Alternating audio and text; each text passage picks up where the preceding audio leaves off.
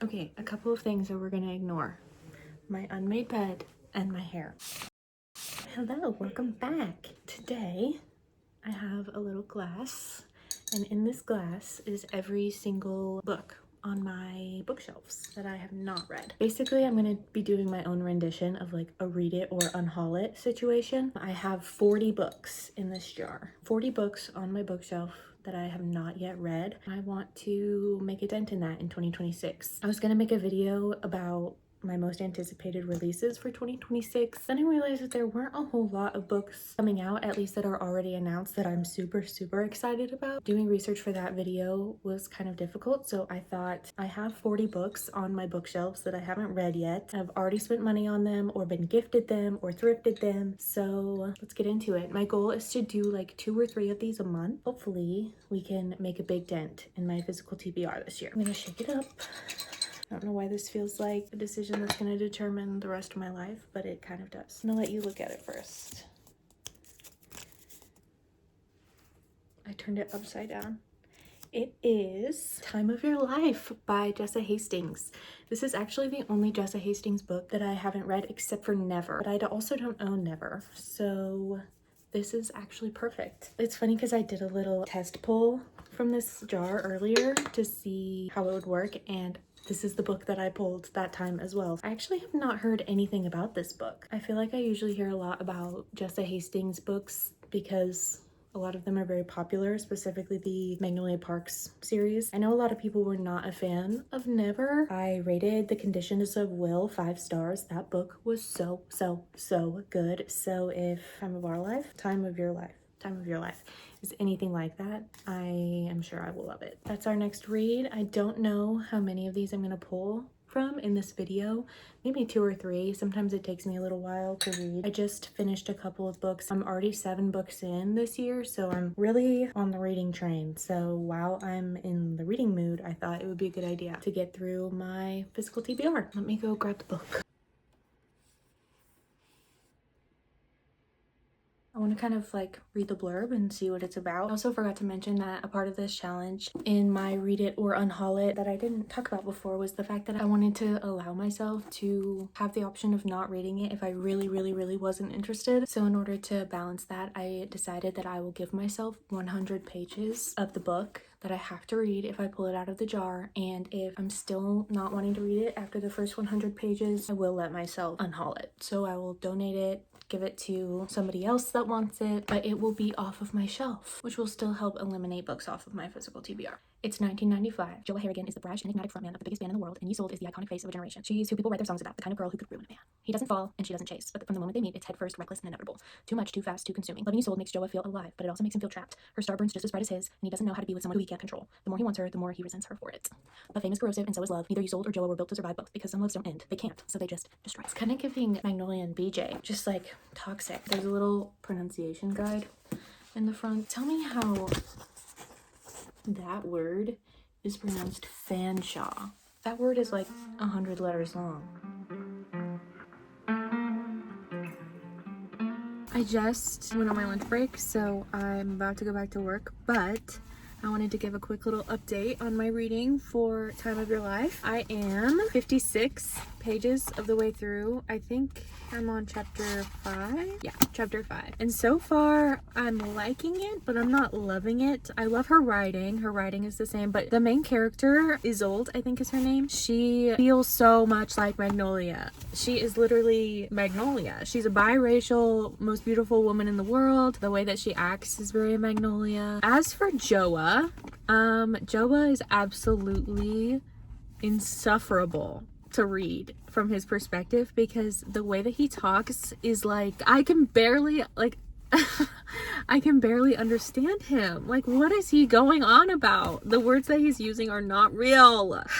And I know I'm probably just a dumb American, but I feel like I've watched those TikToks where people are like, what's the worst British accent? And I feel like everyone says Manchester, because what are they saying? Like, what is he saying? She does a very good job of writing in a way that you can like clearly have his voice in your head. Like you can tell exactly what he sounds like from the way that she's writing him.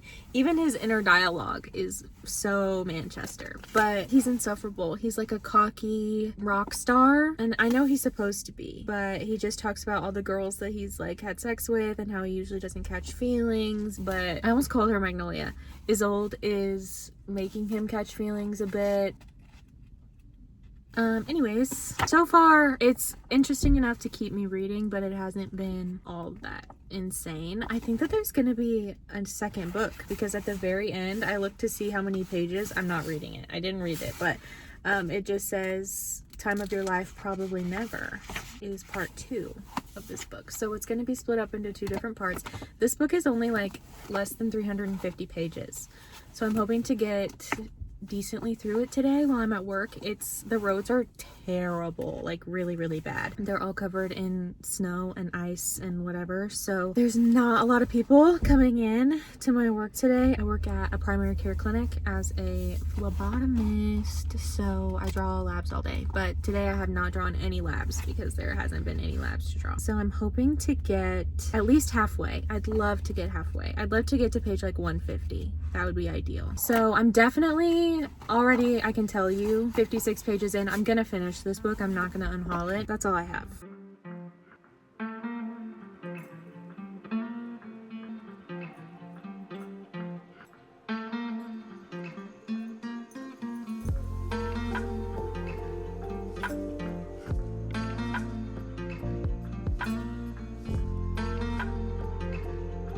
I stopped at Hobby Lobby for some yarn. Actually came here for a gift card, but I'm also looking at some yarn for a knitting project.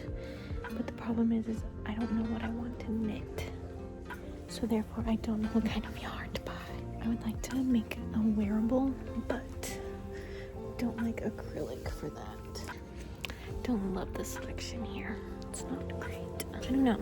If you guys crochet or knit, let me know which type of yarn. It's literally empty. But let me know which type of yarn that you usually use for like wearables.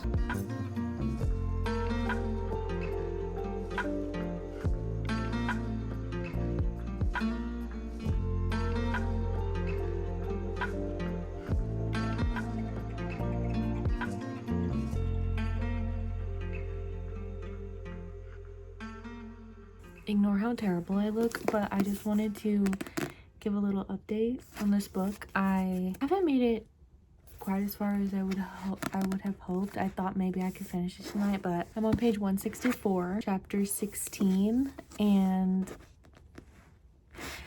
she is still very much giving Magnolia Parks, but he is going off the fucking rails. If you have read Magnolia Parks, the way that he's acting is like BJ when he goes to Amsterdam. Like full-blown crazy. It's honestly giving me a lot of anxiety. He's insane, and I kind of really don't like him.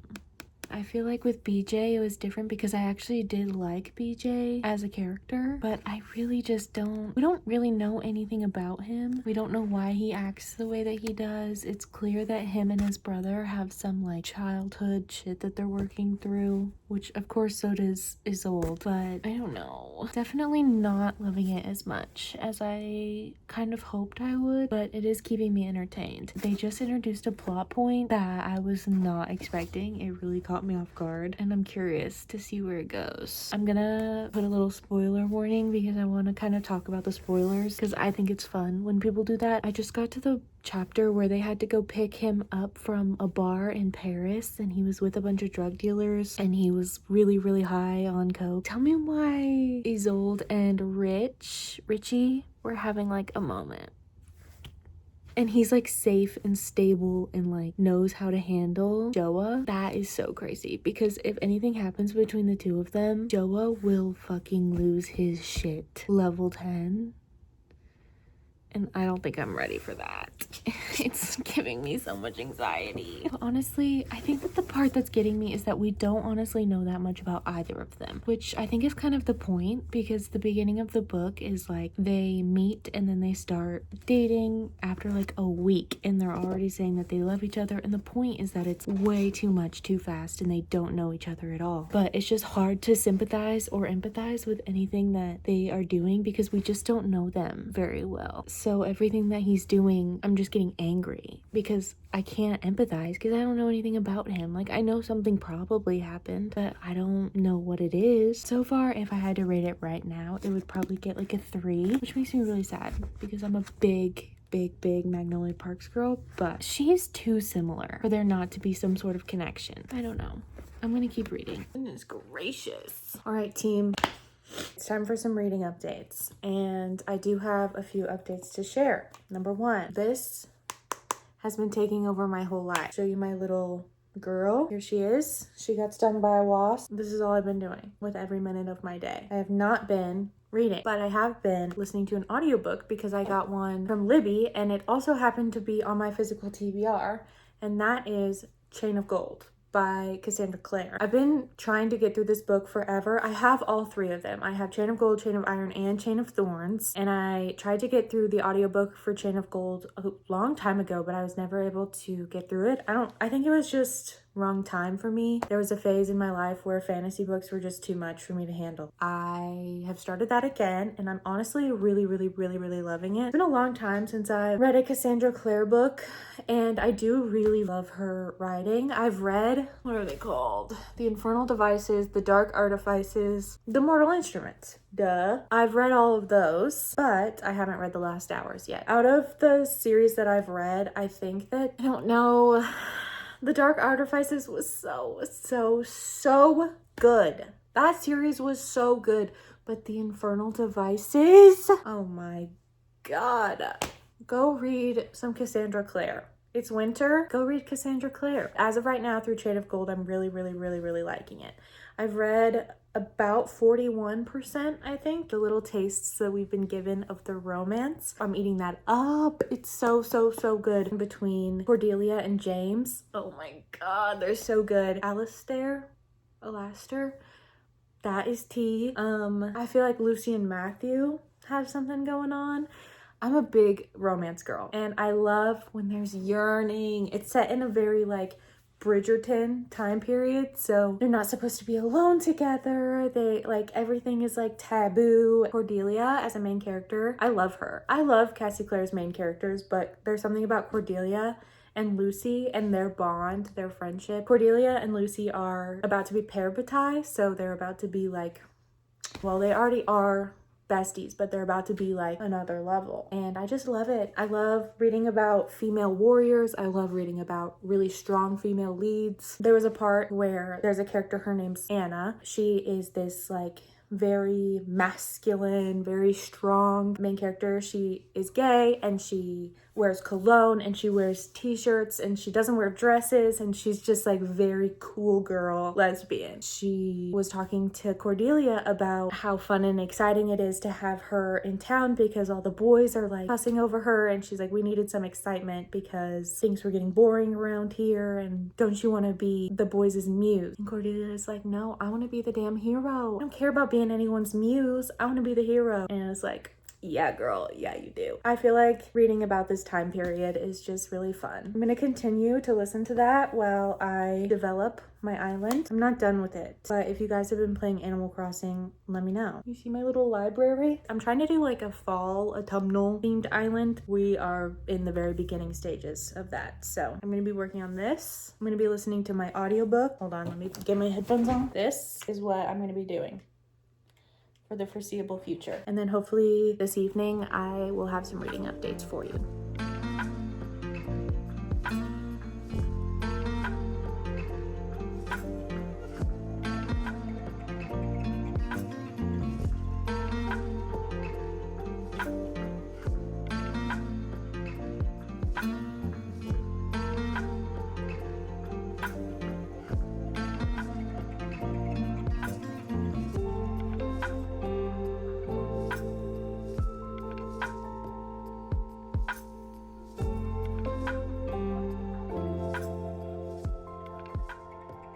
Okay, so I just read to chapter 22 and they just got into an argument. Basically, she told him what happened with her and her stalker, like before they even met, and he lost his shit about it. He's just like following her around all the time and acting super pissed off. She says, "Why are you suddenly my shadow?" He sits back proud and offended, his two most ready and accessible emotions. "Fuck you," he says.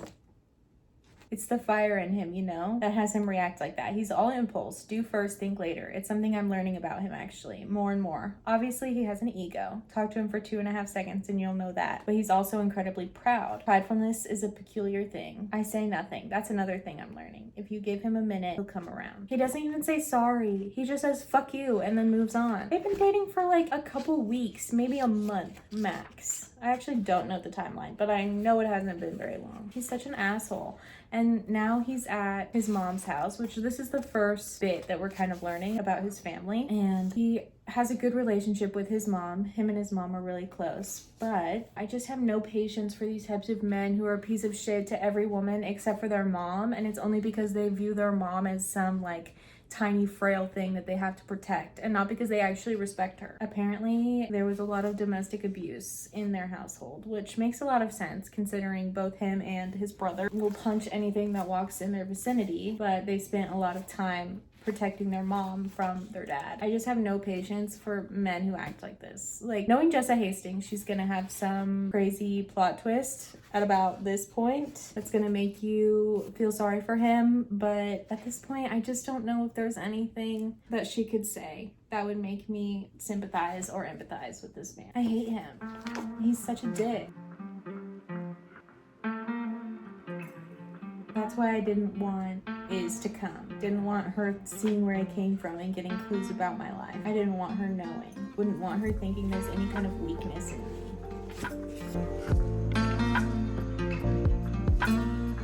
He's starting to resent her for being this like all-consuming presence in his life because it makes him feel weak because he can't control her and he can't control the way that he feels about her, and it's making him crazy.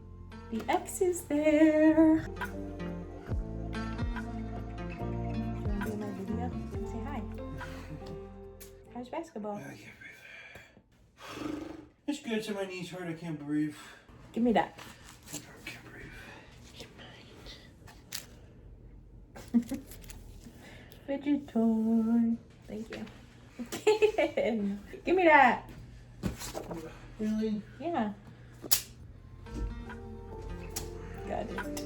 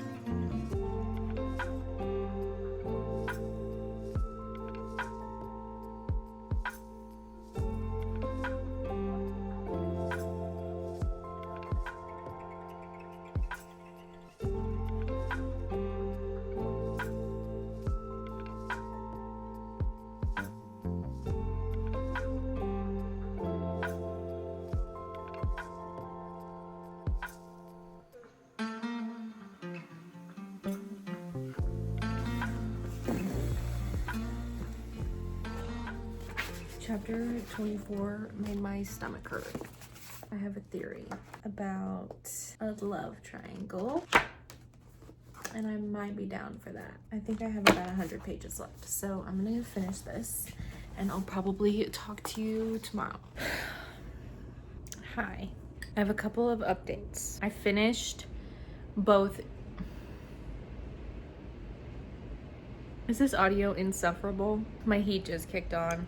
God damn it. I'm trying to decide if I care enough to go shut it off. I think the answer is no.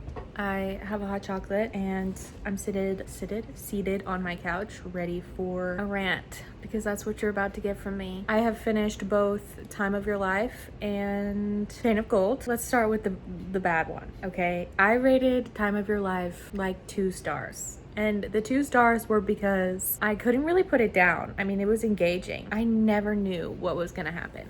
Like, I thought that I kind of knew, and then every time I had a theory, it wasn't really accurate. I know whenever I was reading it, I said a bunch of times like, oh, I know where this is going. And a couple of times I did, but like the ending was not what I was expecting it to be. So for that, I gave it a couple of stars. That was the most insufferable book I think I've probably ever read, to be honest. Joa has no redeemable qualities. He is a piece of shit. Like, there's nothing about him that makes you want to root for him or support him or feel bad for him in any way. I think you were kind of supposed to feel bad for him when you got the backstory of like his home life with his brother and his mom. Like, you're exactly like your father. Congratulations, you punch everything that pisses you off. I don't really feel bad for you because you act the same fucking way. As for, I keep wanting to call her Magnolia because she's literally Magnolia Parks. What's her name? Isolde. She's kind of empty. Like, these characters are empty. There's no substance to them. It felt like her idea was there, but I don't know.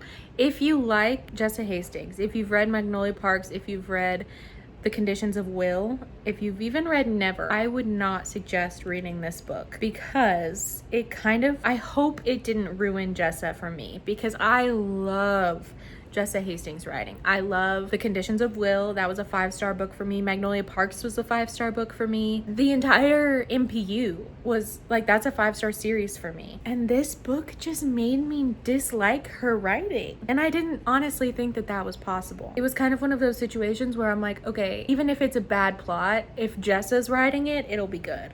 But it wasn't. The main characters are so insufferable that it makes this book impossible to enjoy. It just feels like great value Magnolia Parks. I just can't get behind that. Joa is extremely manipulative. He's extremely abusive. He is a man-child. He's angry. He's the worst. He's literally the worst MMC I've ever read. There was kind of a twist at the end, but it wasn't the twist I thought it was gonna be. Lots of miscommunication, which again is sometimes fine if you do it right. Miscommunication in Magnolia Parks, that was miscommunication in my opinion that was done right. Especially when you read Long Way Home, it kind of explains a lot of the why, like why they act the way that they do. But I still loved Magnolia Parks. I still loved that first book. I know there's gonna be a second book, and if I find out that Joa and Isolde are endgame, I'm not reading it. There's nothing that could convince me that they should be together in any way. There's nothing that could convince me that he should be with anyone ever in his entire life. If she even tries to fix him, by she I mean Jessa, if Jessa even tries to fix him, I don't think it's possible. I don't think it would be realistic. He's a narcissist. I could go on and on about how much I hate Joa. I've just spent like 9 minutes ranting about it, but it was a waste of my time. Don't read it, please. Next, let's completely switch gears and talk about Chain of Gold. I think I'm gonna rate Chain of Gold like a 3.75 to a 4-star. It was really good, but I don't think I gave it the full attention it deserved. I listened to the whole thing on audio. As I was listening to it, I would like tune in, tune out, have to rewind. There's a lot of moving parts. There's a lot of characters. There's a lot of plot lines, relationship dynamics. There's a lot going on. And it was really good because of it. I just don't think that I gave it the full attention it deserved. So I think it's partly my fault, but I did still really, really, really enjoy the relationship between Cordelia and James. The ending was kind of heartbreaking. I love Lucy and Cordelia, their relationship, their bond. I feel like in a lot of Cassandra Clare books, the parabatai bond, where it's like, I really can't explain the entire Shadowhunters lore to you, but parabatai are basically like like Shadowhunter besties. They basically make a vow to each other to protect each other, and it's just a very, very, very intense, close bond, friendship, brotherhood, sisterhood, whatever. And I feel like in a lot of Cassandra Clare, the two parabatai are men, and in this one it was focusing on the relationship between Cordelia and Lucy as future parabatai, and I thought it was so sweet.